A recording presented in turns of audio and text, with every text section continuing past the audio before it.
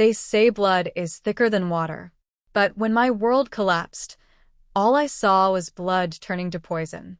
The day my father was taken off life support, I was sitting alone in the hospital chapel. I had just signed the papers, hands shaking, heart shredded. And my phone buzzed, a message from my older brother, Jason. "Hey, can you handle everything?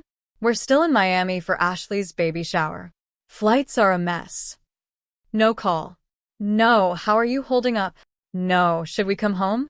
I stared at the message for 10 full minutes. Then I looked up at the stained glass window, tears blurring the colors. I buried our father without his firstborn even showing his face. Have you ever felt abandoned by the people who were supposed to carry you when you broke? Tell me in the comments if you've ever had to face loss alone. Growing up in Connecticut, we were the picture-perfect American family, or so it looked from the outside. Dad, Richard Walker, was the kind of man who made burnt pancakes every Saturday just to see us smile. Mom, Deborah, played the piano and hummed old hymns while braiding my hair. And Jason, my older brother, was the golden boy, straight A's, quarterback, Dad's pride. But me? I was just Emily, the quiet one with paint on her hands and a sketchbook tucked under her arm. Despite the differences, we were close. Dad made sure of that. Every Christmas, he'd buy us all matching pajamas and make us perform our silly family song in front of the tree. We rolled our eyes, but secretly loved it. He was my anchor. When I flunked my first college class, he was the only one who didn't judge. Just drove 3 hours to Boston, hugged me, and said, "You don't have to be perfect, Emmy. You just have to be real." I remember sitting on the back porch with him one summer evening, sipping lemonade. He looked out at the sunset and said, "One day, when I'm gone, promise me you'll hold this family together." I smiled. I promised. I didn't know then that the people I'd be fighting to hold together would be the ones who'd tear me apart. Back then, I truly believed we were unbreakable. But love without truth is just a house built on sand. The first cracks showed up quietly like a whisper behind a closed door. After Dad passed, everything changed, not just emotionally, but structurally. Jason stepped in like he'd been waiting for this. Suddenly, he was hosting the family meetings, speaking over Mom, making decisions about the estate before the body was even buried. At first, I told myself, he's just grieving differently. But it wasn't just grief. It was control. I remember the first time I felt it. We were sitting in the living room, me, Mom, Jason, and his wife, Melissa. Jason was holding a manila folder like it was the Holy Grail. "Dad left a few instructions," he said, flipping through pages. "I've been looking over the accounts. It makes sense for me to manage the property and investments until everything's settled." I blinked. "Wait, why you?" He didn't even look up. "Because I'm the only one with a finance background, Emily." His voice sharp. Cold. Melissa chimed in, fake smile painted on. "It's probably for the best. Less pressure on you." Less pressure? Dad and I used to jointly manage his art studio, our safe space. We painted together. He told me that space would always be mine. But Jason had already changed the locks. He claimed it was for security reasons. A week later, I drove by and saw the "For Lease" sign on the door. No call. No warning. Just gone. I brought it up at brunch with Mom. She looked down at her teacup, stirred in silence, then whispered, "Let's not fight over this, sweetheart. Jason knows what he's doing." That sentence hit harder than it should have. Jason always knew what he was doing, especially when it came to making me feel small. Flashbacks started surfacing. The time he accidentally ruined my art portfolio before my college application.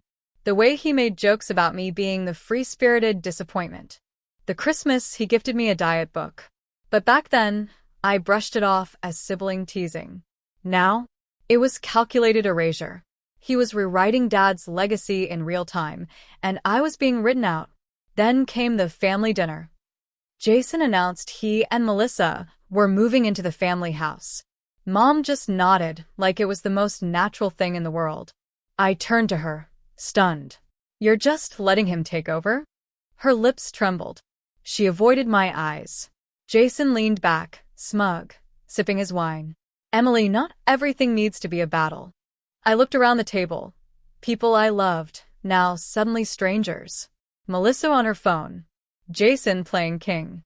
Mom, silent. That's when it hit me. I wasn't part of this family. I was tolerated. And worse, I was being erased, quietly, intentionally with a smile. The final blow didn't come like thunder. It came like a whisper. A phone call. It was 6:47 p.m. on a Thursday. I remember the exact time because I was staring at the old photo of Dad and me, him covered in paint, laughing. I needed that warmth. I'd been feeling cold for weeks. Then my phone buzzed. Mom. I answered with a soft, "Hey, everything okay?" There was a pause. Then her voice, barely above a whisper. "Emily, I need you to come over. Tonight. Before Jason gets back." My chest tightened. I didn't ask why. I just drove. When I got there, she was already waiting on the porch, eyes puffy, hands trembling. We sat in the kitchen. The house felt colder than I remembered. Sterile. Like it had been cleaned of me. She pushed a folder toward me. Inside, paperwork. Legal ones. A power of attorney, transferring everything to Jason. I looked up, confused. "When did you sign this?" She shook her head slowly. "I didn't mean to. He said it was temporary. That it would help with taxes and logistics. I didn't know." My breath caught. It was worse than I thought. He'd manipulated her, our mother, into handing him full control. Not just of assets, but of her decisions. Her life. She was crying now. "He says I'm forgetful.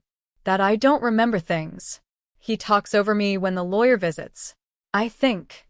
Her voice broke. "He's trying to put me somewhere." Silence. Then rage. Hot. Blinding. I stood up, heart pounding like a war drum. No. This ends now. I grabbed the folder and stormed out. The drive to Jason's place felt like a blur. I don't even remember parking. He opened the door mid-laugh, sipping a beer. Melissa was on the couch watching a crime drama. His smile faded when he saw my face. "We need to talk." "About what?" Mom. "The power of attorney. You tricked her." He rolled his eyes.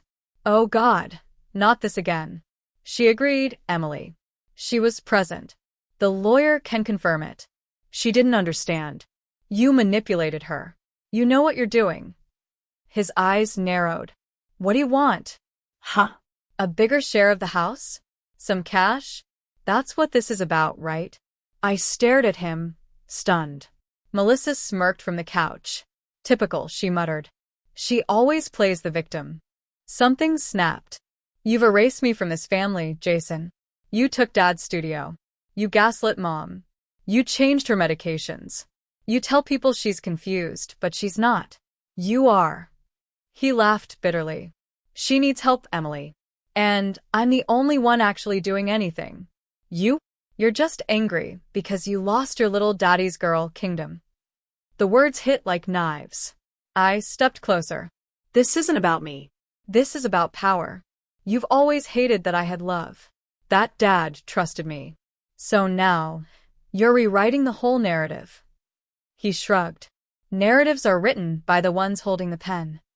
That's when I saw it, not just arrogance but fear. He knew what he'd done. And deep down, he feared being exposed. I stepped back. "Then I guess it's time I found a pen of my own." I walked out. Melissa called after me. Good luck proving anything. But I wasn't going to prove it with noise. I was going to use silence, strategy, evidence. I had work to do. Because this wasn't just a family drama. This was a war for my mother's dignity. And I wasn't going to lose. The next few days were a blur of lawyer meetings, old documents, and deep, sleepless nights. I started digging. Old emails, messages, prescriptions. I even visited the family lawyer, Mr. Douglas, someone who'd known Dad for decades. He looked surprised when I asked about the power of attorney. "I assumed it was temporary," he said cautiously. "Jason said your mother wanted it that way. She was there but quiet, fragile." I showed him a recent video of Mom, recorded on my phone. In it, she was clear, coherent, and emotionally shaken. His eyes narrowed. "She's not incompetent. Not even close." I nodded. Then how did Jason get away with this? His answer was simple. Because no one questioned him until now. That night, I confronted Mom again, gently this time. We sat in the backyard. A warm breeze rustled the old oak leaves. She was wrapped in Dad's old flannel sweater. I asked her a hard question. Do you want to fight this? She looked away for a long moment, then turned back with steel in her eyes. I may be older, Emily, but I'm not broken. That was the green light. I filed for revocation of the power of attorney, submitting evidence of manipulation, hidden medication changes, and most importantly, Mom's full testimony. The legal process began to unfold. Jason was furious. I'll never forget his voicemail. You just ruined your own family for what? For some petty revenge? You'll regret this, Emily. No, Jason. You underestimated me. He tried to retaliate. Accused me of poisoning Mom against him, of being emotionally unstable. But he hadn't counted on Mom speaking in court. The day of the hearing was surreal. Mom wore a navy blue blazer and pearls. Her hands trembled slightly, but her voice? Strong. Clear. Unapologetic. She looked straight at the judge and said, I did not understand what I was signing. I trusted my son. But he used that trust to make me feel small, confused, unworthy. I want my rights back. I want to live on my terms. The courtroom was still. You could feel it, the shift. Jason tried to speak, but every word sounded hollow. Even the judge looked disgusted. The power of attorney was revoked. An independent financial advisor was appointed. And most importantly, Mom got her life back. But the story didn't end there. Jason moved out of town 2 weeks later. Melissa dumped him before he could. He left behind a mess. Unpaid taxes. Secrets. But we handled it. Mom and I went back to the studio, Dad's sacred space. We uncovered sketches of unfinished paintings. Memories. Hope. She turned to me and whispered, Do you think he'd be proud? I smiled. I think he never stopped being proud. Of both of us. And in that moment, standing in sunlight filtered through stained glass and memory, I realized something. Sometimes healing a family doesn't mean preserving it. It means standing up. It means letting go.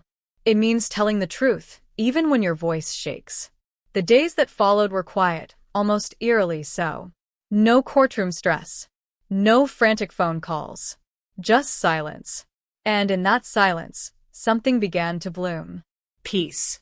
Mom started waking up earlier again, tending to her small garden out back. Lavender, basil, and those stubborn roses that never quite gave up. One morning, she handed me a small canvas.